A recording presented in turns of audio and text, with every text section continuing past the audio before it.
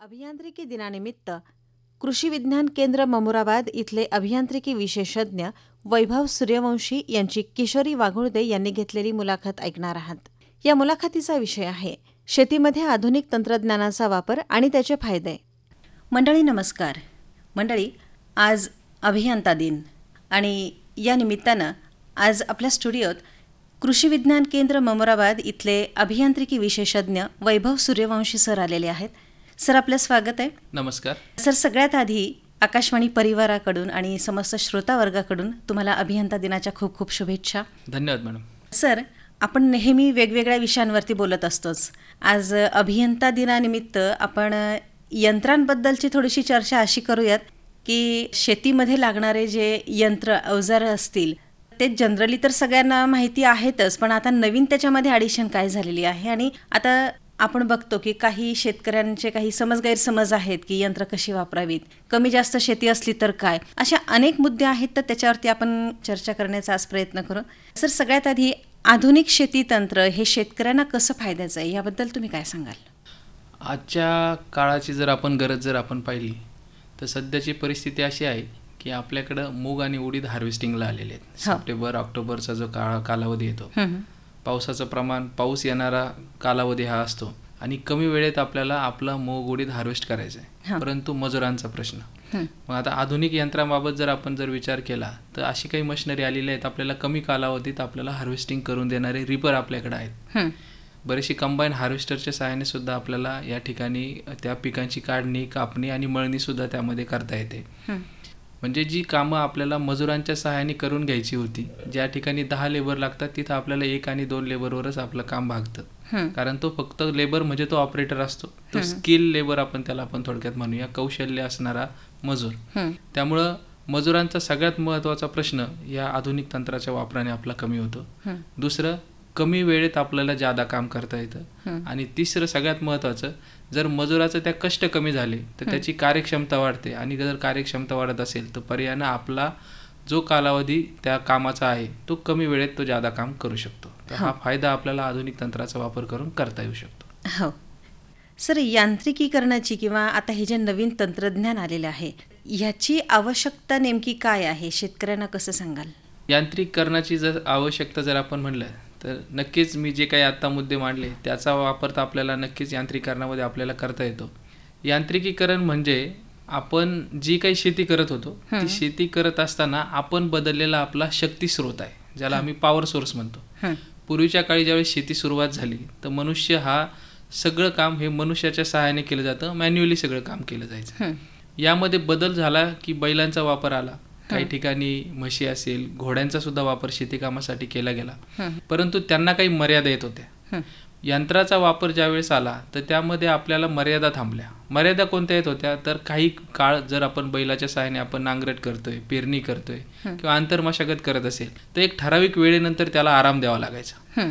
यंत्र हा आराम न करता काम करतं आणि तुम्हाला चांगल्या आणि एकाच इफिशियन्सीने किंवा एकाच कार्यक्षमतेने ते पूर्ण काम करू शकतं. त्या ठिकाणी कुठलीही मर्यादा येत नाही. त्याला जर आपण जसं आपण यंत्र, ट्रॅक्टर आपण म्हणतो ह्या इतक्या अश्वशक्तीचा ट्रॅक्टर आहे, तर मी जर याला जर आता अंकात जर मांडायला जर गेलो तर एक माणूस साधारणतः 15 ते 20 मिनिट 0.1 HP इतक्या ताकदीने काम करू शकतो, पण 15 ते 20 मिनिटांनंतर आराम करणार. एक बैलजोडी 1 HP ने काम करणार.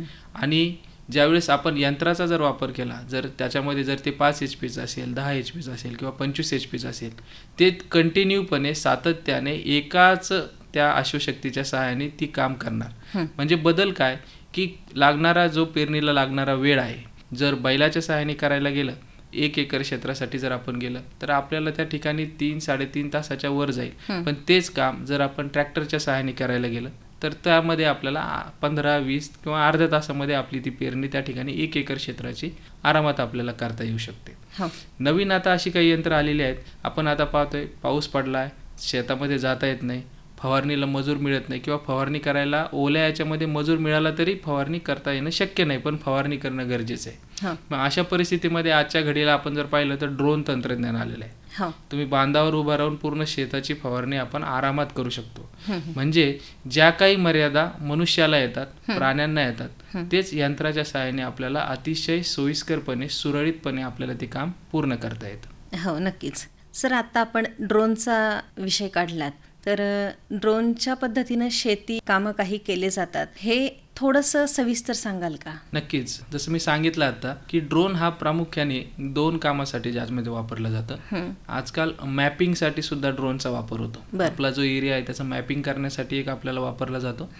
आणि दुसरा सगळ्यात महत्त्वाचा फायदा येणारा जो आहे तो खरीप हंगामामध्ये विशेष करून फवारणी करण्यासाठी ड्रोनचा वापर केला जातो. कारण जसं मी सांगितलं की पाऊस चालू असतो, त्यामुळं आपल्याला ट्रॅक्टरच्या सहाय्याने, मनुष्याच्या सहाय्याने काही मर्यादा येतात. त्या ठिकाणी ड्रोनच्या सहाय्याने आपण त्याला अतिशय चांगल्या पद्धतीने आपण फवारणी त्या पिकावर करू शकतो. आणि विशेष म्हणजे वेळ न चुकवता जर त्याची लागणारी फवारणी वेळेत जर झाली असेल तर नक्कीच येणारी कीड असेल किंवा काही रोग असेल तर त्या ठिकाणी आपल्याला तात्काळ थांबवता येऊ शकतात. हा सगळ्यात महत्त्वाचा फायदा आपल्याला ड्रोनचा हा घेता येतो. बरं सर, ड्रोनच्या सहाय्याने जी फवारणी केली जाते ती अगदी प्रत्येक पिकापर्यंत ती फवारणी होते का?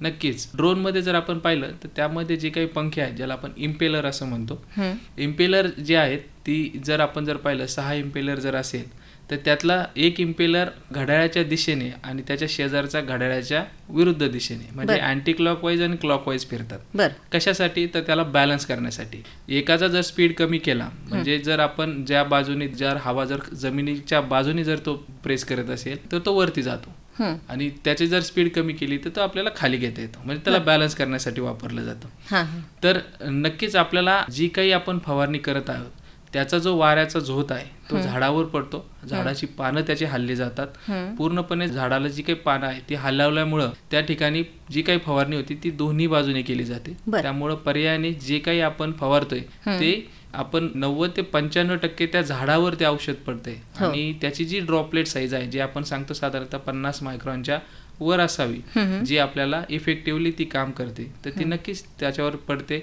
विशिष्टरित्या पडते, प्रिसाइजली काटेकोरपणे पडते. त्याच्यामुळं नक्कीच त्याचा फायदा फवारणीचा आपल्याला घेता येतो. नक्कीच सर, म्हणजे ह्या ड्रोनच्या वापराने एकतर कमी वेळामध्ये तुमची फवारणी होईल, त्यासोबतच जे धोके आहेत फवारणी करताना, जी व्यक्ती फवारणी करते त्याच्यासाठी जे धोके होते ते धोके तर पूर्णपणे टळतायत. नक्कीच. कारण आपण पाहतो की फवारणी करताना आपण एक किट आपण सांगत असतो, जी शिफारशीत किट आहे, ज्याच्यामध्ये ॲप्रॉन आहे, हँड ग्लोव्ज आहे, त्यानंतर चष्मा आहे किंवा कॅप आहे, हे आपल्याला ते घालावेच लागतात. त्याचबरोबर फवारणी करताना तो जो काही मजूर आहे त्याच्या पाठीवर पंप असतो, त्याच्याबरोबर तो 15 लिटर पंपाचं वजन सुद्धा कॅरी करत असतो. आणि हे सर्व करून सुद्धा जर थोडीशी काही चूक झाली तर त्याची दुखापत किंवा त्याची इजा त्याला भोगावी लागते. तर हे सगळ्यात महत्त्वाचा पॉईंट तुम्ही आता इथं सांगितला की तो सुद्धा यामध्ये आपल्याला टाळता येतो. नक्कीच सर, आता आधुनिक तंत्रज्ञान जे आलेले आहेत सोबतच ड्रोन सारखे अनेक अवजारं आपले पुढे सुद्धा येणारच आहेत. आता सध्या कोणकोणती अवजारं शेती कामासाठी लोक वापरतायत त्याबद्दल काय सांगाल? आता जर पाहिलं तर आपण काय करू, आता याच्यामध्ये कॅटेगरी वाईज आपण याच्यामध्ये जाऊ. कॅटेगरी इन द सेन्स की छोटा शेतकरी, मध्यम शेतकरी आणि मोठे शेतकरी, असे आपण 3 याच्यामध्ये कॅटेगरी करू.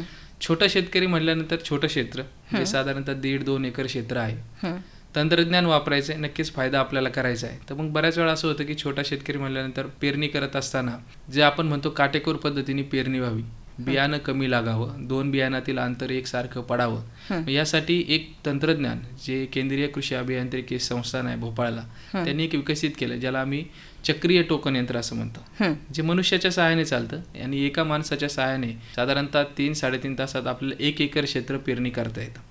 तर त्याच्यामध्ये एक रोटरी त्याला व्हील दिलेला आहे आणि त्याद्वारे एका वेळेस एकच बियाणं पडेल.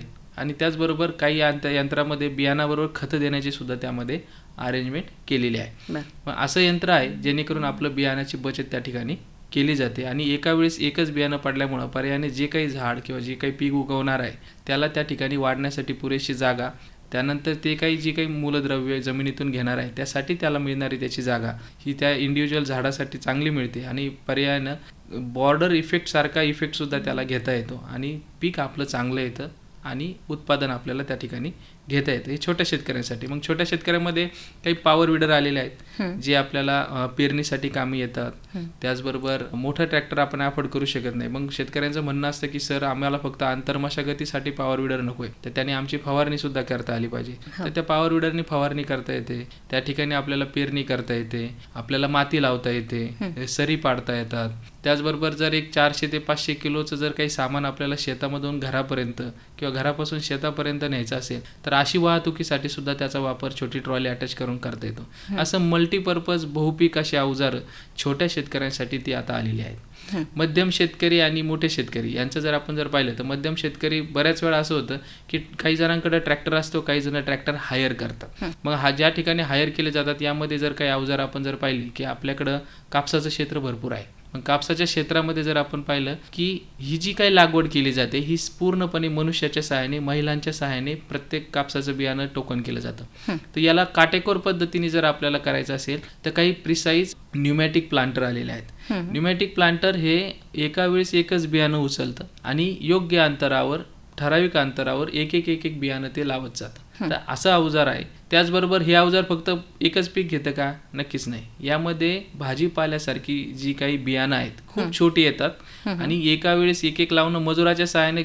उचलताना त्या बोटामध्ये सुद्धा एक बियाणं एका वेळेस येत नाही, 2-3 बियाणं एकत्र येतात. पण ही छोटी बियाणं सुद्धा एका वेळेस एक उचलून ते आपल्याला लागवड करून देऊ शकतात. मग ही लागवड कशी? ही आपल्याला सपाट जमिनीवर पण करता येते, बेड बनवून सुद्धा त्या यंत्राद्वारे आपल्याला करता येते. अशी काटेकोर आपल्याला त्या ठिकाणी पेरणी आपल्याला याद्वारे करता येऊ शकते. त्यानंतर येतात की आता मोठ्या याच्यामध्ये जर पाहिलं तर काही आपल्याकडे जे शेतकरी आहेत यांच्याकडं कंबाईन हार्वेस्टर सुद्धा त्यांनी घेतलेले आहेत की आपल्याला कमी वेळेमध्ये आपल्याला लवकरात लवकर ती कापणी करून, मळणी करून रेडी बियाणं आपल्याला आपल्या हातामध्ये देता येऊ शकतं. तर ही सुद्धा अवजारं, ही मोठी अवजारं आहेत पण आधुनिक अवजारं आहेत. आपल्याकडे ते येत आहेत आणि त्याचा फायदा आपण घेतोय. आणि जसं आता आपण सांगितलं तर ड्रोन, आता ड्रोन आता येऊ घातलेला आहे. गेल्या 1-2 वर्षापासून ड्रोनची काही चाचण्या होत आहेत, बरेचसे शेतकरी त्यामध्ये वापरत आहेत. काही प्रायव्हेट कंपन्यांनी त्यांचे काही पायलट प्रत्येक जिल्ह्यामध्ये त्यांनी ठेवलेत आणि माफक दरामध्ये, म्हणजे साधारणतः 300-400 रुपये एकर प्रमाणे ती फवारणी करून घेतात. फक्त एक अट त्यांची अशी की ज्या भागात आम्ही जातोय तर त्या ठिकाणी कमीत कमी 10 ते 15 एकर पर्यंत क्षेत्र जर त्यांना मिळालं तर त्या ठिकाणी ती फवारणी करून त्यांचाही त्यांना रोजगार मिळू शकतो. आणि मला या ठिकाणी अजून एक सांगायचं नक्कीच की ड्रोन येत्या काळाची गरज आहे. तर यामध्ये एक रोजगार म्हणून जर काही ग्रामीण युवकांनी जर पाहिलं तर नक्कीच याचा फायदा त्या भागातील शेतकऱ्यांना असेल, तालुक्याला असेल, पर्यायाने जिल्ह्याला असेल, तर नक्कीच याचा घेता येऊ शकतो आणि त्या युवकाला रोजगार सुद्धा आरामात उपलब्ध होऊ शकतो. नक्कीच. सर, ड्रोनचा वापर कमीत कमी किती शेतीला करू शकतात? ड्रोनचं जर आपण पाहिलं तर ड्रोनचा मर्यादा त्याला कुठे येते? ड्रोनला त्याची बॅटरी बॅकअप. बॅटरी बॅकअप हा साधारणतः 20-1 मिनिटापर्यंत जातो. तर एका वेळेस आता आम्ही जी काही फवारणी आमच्या प्रक्षेत्रावर करतोय तर त्या ठिकाणी तो साधारणतः 15 मिनिटांमध्ये 1 हेक्टर क्षेत्र सलग असेल तर सलग 1 हेक्टर क्षेत्र तो आरामात फवारणी करतो. पण त्याच्यानंतर त्याची बॅटरी बॅकअप संपते. एका वेळेस त्याच्या 2 बॅटरी बॅकअप असतात, म्हणजे साधारणतः सुरू झाल्यानंतर एक अर्धा तास तो काम करतो.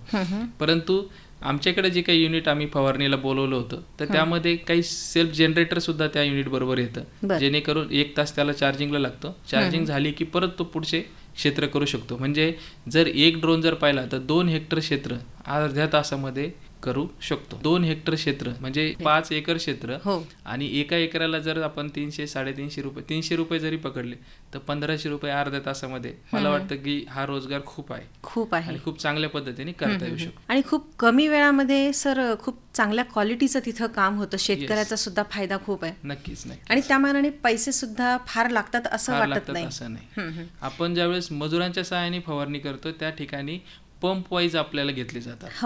मग तो 50 रुपये पंप घेतात, काही ठिकाणी जास्त असेल तर 100 रुपयापर्यंत जात आहे. तर मग यापेक्षा आपल्याला ड्रोन नक्कीच चांगला आहे. आणि ज्या ठिकाणी मजुरांना अडचण येते, अवजारांना, ट्रॅक्टरला तिथं नेणं अवघड जातं, त्या ठिकाणी ड्रोन हा कमी 2 हेक्टर क्षेत्र कष्टात कुठेही काही न करता अतिशय चांगल्या पद्धतीने आपल्याला फवारणी करून देतो. नक्कीच. सर, पारंपरिक शेती आणि आधुनिक शेती, खरं तर आपण आता ह्याच विषयावरती बोलतोय, पण नेमका तुम्ही फरक कसा सांगाल उत्पादनाच्या दृष्टिकोनातून? पारंपरिक आणि आधुनिक शेती, आता तसं जर पाहायला गेलं की पारंपरिक शेती ह्या आजच्या आधुनिक शेतीचा पाया असं मी म्हणेल. कारण ती आहे त्यांनी ती टिकवली म्हणून आतापर्यंत ही जी नवीन नवीन अवजारं त्यामध्ये येऊ शकली. दोन्हींना पण आपल्याला बॅलन्स करून थोडं चालावंच लागेल. कारण काही ठिकाणी आपण अजूनही पाहतो की पारंपरिक शेतीमध्ये अवजारांचा जो वापर आहे हा बैलचलित अवजारांचा आहे. आजही तो वापरला जातो. इव्हन आपण जी काही पेरणी करतो त्या ठिकाणी जी काही जुनी जाणती जी लोक आहेत ती अजूनही सांगतात की आपण पेरणी करताना बैलांचाच वापर करायचा, कोळपणी करताना बैलांचाच वापर करायचा. परंतु काही मर्यादा कुठे येत आहेत की त्यांना वेळेवर एक माणूस आपल्याला त्या बैलांची निगा राखण्यासाठी आपल्याला द्यावा लागतो. ते एक तर लेबर आपल्याला मिळत नाही आणि घरामध्ये एक माणूस गुंतून राहतोय. तर हा फक्त आपल्याला जर बाजूला जर केलं तर नक्कीच बैलांच्या सहाय्याने केलेली शेती पण ही आपल्याला ती फायदेशीर आहे. छोटे शेतकऱ्यांसाठी तर ती अतिशय चांगली पण आहे. पण त्यांच्या मर्यादा त्यांना तो बैलजोडी 1 HP पर्यंत आपल्याला ती ताकद पुरवते. आता आधुनिक शेतीचा जर आपण विचार केला तर आधुनिक शेतीमध्ये सर्व यंत्र आलेले आहेत.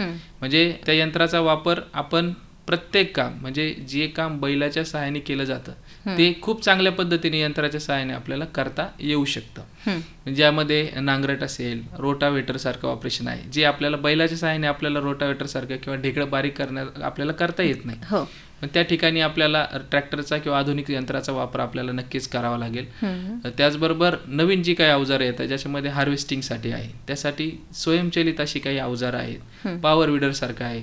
आंतरमशागतीचा सगळ्यात मोठा खर्च आहे. बैलाच्या साहाय्याने आपण कोळपणी आपण करू शकतो, चांगली कोळपणी होते. विशेष म्हणजे ती जमीन दाबली पण जास्त जात नाही. परंतु मग त्याच वजनाचं म्हणजे जर 2 बैलजोडीचं जर आपण वजन जर धरलं तर त्याच पद्धतीचे काही पॉवर विडर सुद्धा आलेले आहेत की ती सुद्धा आपल्याला आंतरमशागतीची कामं त्याचबरोबर माती लावण्याची अशी दोन्ही कामं करता येऊ शकतात. पण आधुनिक शेती आणि पारंपरिक जी शेती आहे तर मला नक्कीच या ठिकाणी सांगावंसं वाटतं की फक्त पॉवर सोर्सचा बदल आहे. पारंपरिक शेती सुद्धा तितकीच महत्वाची आहे. फक्त पारंपरिक शेती करत असताना काही जी कामं आहे ते आधुनिक यंत्राने विशेष करून नांगरटीसारखं काम जे आपण खोल नांगरट आपल्याला लागते ती बैलाच्या सहाय्याने होत नाही. त्या ठिकाणी ट्रॅक्टरचा वापर, ढेकळं बारीक करण्यासाठी रोटावेटर असेल किंवा हॅरो असेल तर हॅरोचा वापर आपल्याला त्या ठिकाणी करायचा. पेरणीसाठी तुम्ही नक्कीच बैलाच्या सहाय्याने जाताल तर नक्कीच चांगली पेरणी आपल्याला मिळते. कोळपणी सुद्धा चांगली होते. पण आधुनिक यंत्राच्या वापरामध्ये आपल्याला त्या बैलजोडीची निगा राखण्यासाठी जो काही मजूर लागतो त्याची गरज आपल्याला यामध्ये लागत नाही. म्हणजेच काय की लेबरचा जो महत्वाचा प्रश्न आहे हा आधुनिक शेतीमध्ये सुटतो. पारंपरिक शेतीमध्ये अजूनही आपल्याला त्या ठिकाणी लेबर लागतो. तर हाच फक्त बेसिक डिफरन्स आहे. आणि तो जर मजुरांचा प्रश्न जर आपल्या भागात जर सुटत असेल, कमी याच्यामध्ये जर आपल्याला लेबर मिळत असेल तर ती पारंपरिक शेती आपल्याला तुम्हाला त्या ठिकाणी चालवता येऊ शकते. पण जिथं मर्यादा येतात त्या ठिकाणी तुम्हाला आधुनिक शेतीकडे जावं लागेल. नक्कीच. म्हणजे थोडक्यात काय तर आपल्याला समतोल साधायचा आहे. समतोल आपल्याला साधायचा. आणि आपण जे म्हणतो जनरली किंवा कोणत्याही गोष्टीतून चांगलं ते घ्यायचं, बाकीचं सोडून द्यायचं. म्हणजे पारंपरिक मधून थोडंसं चांगलं ते घ्यायचं, आधुनिकतेतून जे चांगलं आहे ते घ्यायचं आणि आपली शेती चांगली फुलवायची. नक्कीच. सर, आता महिलांच्या बाबतीत जर बोलायचं झालं तर महिला कोणकोणत्या यंत्रांचा वापर इंडिव्हिज्युअली करू शकतात? आता महिलांचा जर मी जर म्हणलं तर सगळ्यात शेतीमध्ये जर योगदान जर असेल तर सगळ्यात जास्त महिलांचं आहे असं मला वाटतं. कारण शेती जमीन एकदा तयार झाली त्यानंतर पेरणी करण्यापासून हार्वेस्टिंग मळणीपर्यंत महिलांचा त्या ठिकाणी अंतर्भाव असतो. आता पेरणी करायला मग महिलांचं तिथं कष्ट कमी कसे होतील हे आपण जर पाहिलं तर जसं मगाशी मी सांगितलं की एक चक्रीय टोकन यंत्र आहे. त्या यंत्राच्या सहाय्याने आपल्याला कापूस लागवड करता येते. पंच प्लांटर येतात. ज्या ठिकाणी आपल्याला बियाणे टोकायचं त्या ठिकाणी जसं पंचिंग मशीनच्या सहाय्याने आपण पिन मारतो तसं आपल्याला त्या जमिनीमध्ये एका ठिकाणी जर आपल्याकडं जर फुले असेल किंवा त्या ठिकाणी मार्किंग असेल त्या ठिकाणी आपल्याला बियाणं आपल्याला सहज लागवड करता येतं. त्याचबरोबर ही झालं पेरणीसाठी. तर पेरणीनंतरचा पार्ट येतो जो आपला महत्त्वाचा येतो फवारणीसाठीचे काही छोटी अवजारं म्हणजे स्वयंचलित आपण म्हणणार नाही परंतु कोळप्यावर आपल्याला काही पंप ठेवून आपल्याला फवारणीसारखं जे वजन आहे जे कोळप्यावर जाणार आणि आपल्याला त्या ठिकाणी साधारणतः 6 नोझलच्या सहाय्याने त्या एरियामध्ये फवारणी सुद्धा करता येते. आणि महिला अतिशय चांगल्या पद्धतीने ते अवजार चालवू शकतात. सगळ्यात महत्त्वाचा येतो आंतरमशागतीवर जो होणारा खर्च आहे. त्यामध्ये आपण बैलांच्या सहाय्याने आपण कोळपणीला तर जातोच आहे परंतु आपल्याला वापरण्यात येणारे काही दातेरी कोळपे आहेत, सायकल कोळपे आहेत, इंजिन ऑपरेटर, पॉवर विडर सुद्धा महिला चालवतात. त्याला काही ताकद लागत नाही, फक्त त्याला एकदा आपल्याला दिशा द्यायची आहे. मी तर म्हणेल की फक्त महिलांसाठी छोटी छोटी अवजारं नाही तर आमच्याकडे असे काही ग्रुप आहेत की ते ट्रॅक्टर पण चालवतात. हो. ट्रॅक्टर चालवतात, शेती कामामध्ये सगळं काम आता महिला करतायत. त्यामुळं अशी कोणती त्यांना मर्यादा राहिली नाहीये की हीच अवजारं महिलांनी वापरायची किंवा ही अवजारं त्यांनी वापरू नये. बऱ्यापैकी अवजारं महिला वापरतायत. आता बऱ्याचशा गोष्टीमध्ये महिला पुढे येत आहेत. आपल्या जळगाव जिल्ह्याचा जर विचार केला तर काही महिलांना पायलटचं लायसन मिळालंय ड्रोनचं, ते आता फवारणीसाठी सुद्धा येते. त्यामुळं अशी जी काही अवजारं आहेत कमी कष्टाची ती महिला वापरतायत आणि नक्कीच त्याचा ते फायदा घेत आहेत. नक्कीच सर. आता या सगळ्यांमध्ये आपल्या प्रत्येकाच्या हातामध्ये आपल्याला दिसतो तो स्मार्टफोन, बरोबर. लहान मोठ्यांच्या हातामध्ये. पण या स्मार्टफोनचा वापर कुठं, कोणी आणि कसा करायचा हे फार महत्त्वाचं आहे. शेतीच्या बाबतीत जर आपण विचार केला तर स्मार्टफोनचा वापर आपण शेतीच्या कामामध्ये कसा करू शकतो? स्मार्टफोन जर आपण पाहिला तर मी हे आधुनिक युगाचं जसं कृष्णाच्या हातामध्ये जे चक्र होतं, सुदर्शन चक्र, तसं हे आपलं आयुध आहे. हो. कारण याचा वापर जर आपण ज्या पद्धतीने करू, चांगल्या पद्धतीने करायला गेला तर नक्कीच चांगला आहे. त्याचे दोन्ही बाजूनी येतात, म्हणजे पॉझिटिव्ह आणि निगेटिव्ह अशा दोन्ही पण बाजू आपल्याला त्याला मांडता येईल. याचा वापर करण्यासाठी काही विद्यापीठांनी काही ॲप सुद्धा डेव्हलप केलेले आहेत की पाणी, वॉटर मॅनेजमेंटसाठी पाणी व्यवस्थापनाचं ॲप आहे की आपल्याकडं आपण पाहतो की जळगाव जिल्हा हा सगळ्यात जास्त ड्रीप वापरणारा, आधुनिक सिंचन पद्धती वापरणारा जिल्हा म्हणून आपण पाहतो. परंतु आधुनिक सिंचन पद्धती वापरत असताना आपण ती काटेकोर पद्धतीने वापरतो का? तर नक्कीच नाही. कारण काय होतं की लाईट आल्यावर ड्रीप चालू होते आणि लाईट गेल्यावर बंद होते. पिकाला पाण्याची गरज काय, त्यानुसार त्या ड्रीपचा वापर करता यावा. पिकाच्या मुळाच्या कक्षेत झाडाला त्या ठिकाणी पाणी द्यायचं, जमिनीला द्यायचं नाही. परंतु ड्रीप इतक्या वेळ वापरली जाते तर कधी कधी असं वाटतं की ती फ्लड इरिगेशन सुद्धा कधीतरी चांगलं होतं असं वाटतं. कारण होतं काय की प्रमाणापेक्षा जास्त पाणी त्या ठिकाणी त्या भागात दिलं जातं. मग यासाठी महात्मा फुले कृषी विद्यापीठानं एक फुले जल म्हणून, फुले इरिगेशन शेड्युलर म्हणून काही ॲप तयार केलेत. त्यामध्ये तुमच्या जमिनीतील जे काही बाष्पीभवन झालेलं आहे त्यानुसार तुमचं जे पीक आहे त्याला लागणारी त्याची रिक्वायरमेंट आहे, त्यानुसार ते आपल्याला किती वेळ मोटर चालू ठेवायची या आपल्याला संदेश आपल्या मोबाईलवर देतं. आणि हा मोबाईल जगभरामध्ये आपण कुठेही असाल, ज्या ठिकाणी तुमच्या मोबाईलला नेटवर्क मिळतं तिथून तुम्ही तो ऑपरेट आपल्या शेतीवरचं बोरवेल ऑपरेट करू शकता. असं हे तंत्रज्ञान आहे. त्याचबरोबर काही ॲप आलेले आहेत कस्टम हायरिंग सेंटरसाठी.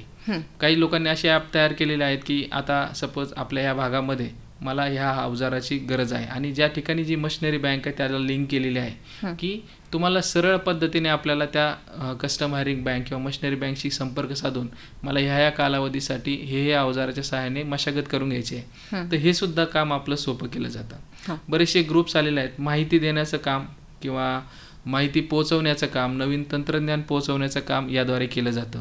बरेचसे काही शेतकरी जे आहेत ते सुद्धा वेगवेगळ्या चॅनलद्वारे यूट्यूबच्या माध्यमातून ते इतर शेतकऱ्यांपर्यंत त्यांनी तयार केलेलं, त्यांनी काही संशोधित केलेलं तंत्र असेल तर ते सुद्धा त्या ठिकाणी चांगल्या पद्धतीने ते पोहोचवू शकतात.